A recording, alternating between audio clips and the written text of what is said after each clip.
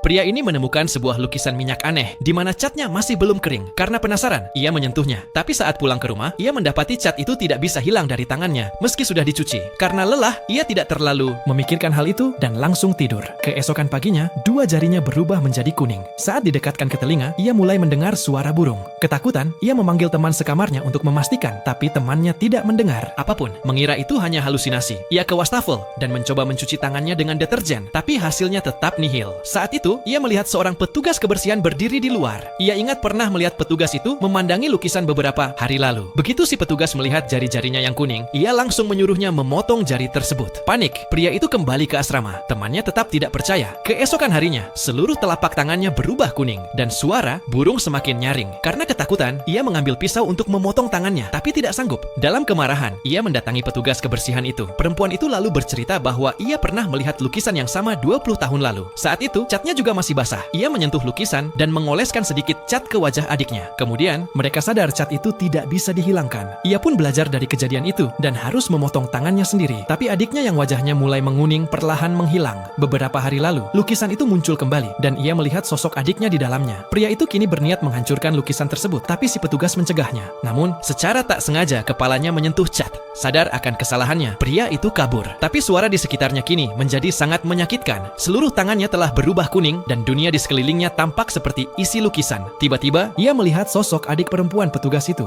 Ia mengikutinya, tapi sosok itu kembali menghilang. Lalu suara keras itu datang lagi. Begitu menyiksa hingga ia tidak tahan lagi. Akhirnya, ia memotong tangannya sendiri. Saat itu juga, teman sekamarnya menyadari ia menghilang. Ia menemukan lukisan aneh itu, dan di dalamnya ada sosok pria yang mirip temannya, dengan satu tangan hilang dan cat menetes. Karena penasaran, ia pun menyentuh lukisan itu, dan kini bayangannya juga muncul di dalamnya. Petugas kebersihan berdiri di depan lukisan dengan senyum misterius di wajahnya. Ternyata, dialah dalang di balik semua ini.